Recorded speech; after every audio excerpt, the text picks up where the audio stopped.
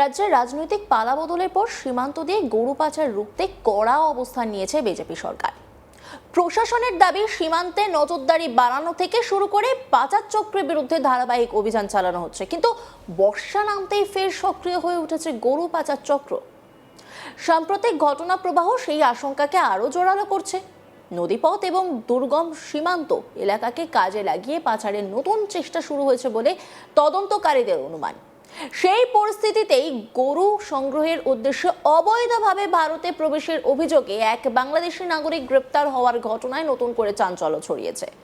মুর্শিদাবাদের রঘুনাথগঞ্জ থানার মহলদার পাড়া এলাকায় গোপন সূত্রে খবর পেয়ে অভিযান চালিয়ে এক বাংলাদেশি নাগরিককে গ্রেপ্তার করে পুলিশ। ধৃতের নাম হারুন আলী। তার বাড়ি বাংলাদেশের চাঁপাই নবাবগঞ্জ জেলার শিবগঞ্জ এলাকায়। অভিযোগ, সীমান্ত পেরিয়ে অবৈধভাবে ভারতে প্রবেশ করে গরু সংগ্রহের উদ্দেশ্যে সে মহলদার পাড়া এলাকায় এসেছিল। ঘটনায় এলাকা জুড়ে ব্যাপক চাঞ্চল্যের সৃষ্টি হয়েছে। পুলিশ সূত্রে জানা গিয়েছে, গোপন সূত্রে খবর পাওয়ার পরই মহলদার পাড়া এলাকায় অভিযান চালানো হয়। সেখানে সন্দেহজনকভাবে ঘোরাফেরা করার সময় হারুন আলীকে আটক করা হয়।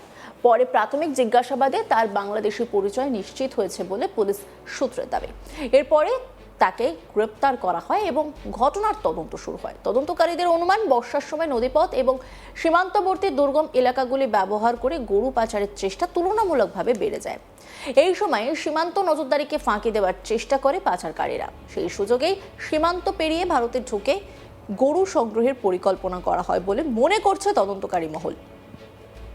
সাম্প্রতিক সময়ে একই ধরনের অভিযোগে একাধিক বাংলাদেশি নাগরিক ধরা পড়ায় সীমান্ত এলাকায় গরু পাচার চক্র আবারও সক্রিয় হয়ে উঠেছে বলেই পুলিশের প্রাথমিক অনুমান। তদন্তে এখন পুলিশ খতিয়ে দেখছে, হারুন আলী একাই ভারতে প্রবেশ করেছিল নাকি তার পেছনে কোনো গরু পাচার চক্র কাজ করছে, পাশাপাশি কিভাবে সীমান্ত অতিক্রম করা হয়েছে, স্থানীয় স্তরে কোনো যোগাযোগ ছিল কিনা এবং সম্ভাব্য পাচার রুট কোনটি, সেসব বিষয়েও খুঁটিয়ে দেখা হচ্ছে। তদন্তকারীদের লক্ষ্য এই ঘটনার সূত্র ধরে গোটা চক্রের সঙ্গে জড়িতদের চিহ্নিত করা। এই ঘটনার পর ধৃত বাংলাদেশি হারুন আলী কি বলছেন শোনাব আপনাদের। কত করে টাকা দিত গরু পাচারের জন্য? 10,000। কি জোড়া জোড়া পার করলে কতবার কতবার এসছে এখানে? 6-7 বছর আগে এবার প্রথম। তোমার নাম কি? নাম হারুন কালু। পুলিশ জানিয়েছে, ধৃতের বিরুদ্ধে প্রয়োজনীয় আইনি ধারায় মামলা রুজু করা হয়েছে। বৃহস্পতিবার তাকে জঙ্গিপুর মহকুমা আদালতে তোলা হবে। তদন্তের স্বার্থে এবং গোটা পাচার চক্রের হদিশ পেতে তার পুলিশি হেফাজতের আবেদন জানানো হবে বলেও পুলিশ সূত্রে জানা গিয়েছে। বর্ষার শুরুতেই এই গ্রেপ্তারি ঘটনাকে ঘিরে সীমান্তবর্তী এলাকায় গরু পাচার নিয়ে নতুন করে উদ্বেগ তৈরি হয়েছে।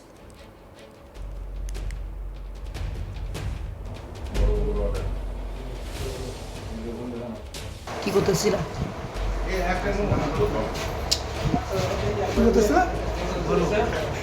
কি নিয়ে আপনাকে?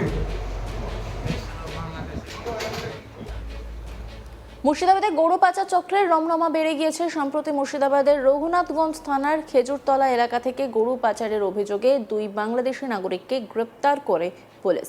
মঙ্গলবার গভীর রাতে গোপন সূত্রে খবর পেয়ে রঘুনাথগঞ্জ থানার পুলিশ অভিযান চালায়। খবর ছিল, সীমান্তবর্তী এলাকায় কয়েকজন সন্দেহভাজন ব্যক্তি ঘোরাফেরা করছে এবং তাদের গতিবিধি অত্যন্ত সন্দেহজনক। সেই তথ্যের ভিত্তিতেই এলাকায় নজরদারি বাড়ানো হয়। পরে পুলিশের একটি দল খেজুরতলা এলাকায় পৌঁছে তল্লাশি অভিযান শুরু করে। অভিযানের সময় সন্দেহজনকভাবে ঘোরাফেরা করতে দেখে 2 ব্যক্তিকে আটক করা হয়। প্রাথমিকভাবে তাদের পরিচয় সম্পর্কে নিশ্চিত হওয়ার পর থানায় নিয়ে গিয়ে জিজ্ঞাসাবাদ করা হয়। এরপর তদন্তে গরু পাচারের অভিযোগ সামনে আসে, তাদের গ্রেপ্তার করা হয়। পুলিশ সূত্রে জানা গিয়েছে, ধৃতদের নাম তমাস শেখ ও রুবেল শেখ। দুজনেরই বাড়ি বাংলাদেশের চাঁপাই নবাবগঞ্জ জেলায়। দীর্ঘদিন ধরে সীমান্তবর্তী এলাকায় গরু পাচার চক্রে সক্রিয় রয়েছে। পুলিশের অনুমান, ধৃতরা সেই চক্রের সঙ্গে যুক্ত এবং সীমান্ত পেরিয়ে অবৈধভাবে গরু পাচারের উদ্দেশ্যে এপারে এসেছিল। তদন্তকারীদের মতে, সীমান্তবর্তী এলাকাকে ব্যবহার করে দীর্ঘদিন ধরে সংগঠিতভাবে গরু পাচারের চেষ্টা চালিয়ে যাচ্ছে বিভিন্ন চক্র। সেই চক্রের সদস্যরা সুযোগ বুঝে সীমান্ত পেরিয়ে এপারে প্রবেশ করে এবং পরে গরু বাংলাদেশে পাচারের চেষ্টা করে বলে অভিযোগ। ধৃত 2 ব্যক্তির ভূমিকা ঠিক কী ছিল এবং তারা কতদিন ধরে এই চক্রের সঙ্গে যুক্ত তা খতিয়ে দেখা হচ্ছে। পুলিশের দাবি, সময় মতো অভিযান চালানোর সময় গরু পাচারের আগে তাদের হাতে নাতে আটক করা সম্ভব হচ্ছে। ফলে সম্ভাব্য একটি বড় পাচার চেষ্টা ভেস্তে যায়। তদন্তকারীরা এখন জানার চেষ্টা করছেন ধৃতরা কার নির্দেশে সীমান্ত পেরিয়ে এপারে এসেছিল এবং তাদের সঙ্গে স্থানীয় কোনো ব্যক্তির যোগাযোগ ছিল কিনা। পাশাপাশি এই পাচারের সঙ্গে আর কারা জড়িত সেই বিষয়েও তথ্য সংগ্রহ করা হচ্ছে। ধৃতদের কাছ থেকে প্রাথমিক জিজ্ঞাসাবাদে বেশ কিছু গুরুত্বপূর্ণ তথ্য মিলেছে বলে পুলিশ সূত্রে খবর, যদিও তদন্তের স্বার্থে সেই তথ্য প্রকাশ করা হয়নি। 4 বছর পর কতগুলো করে গরু নিয়ে যাবেন? কি নাম আপনার? আপনার নাম কি? টমাস আর আপনার নাম? রুবেল রুবেল। বাড়ি কোথায় আপনাদের? চাপানবাবগঞ্জ চাপাই নবাবগঞ্জ। সেগুন থানা চাপানবাবগঞ্জ জেলা। আচ্ছা, পালিয়ে দেখা না দেখি, পালিয়ে দেখা।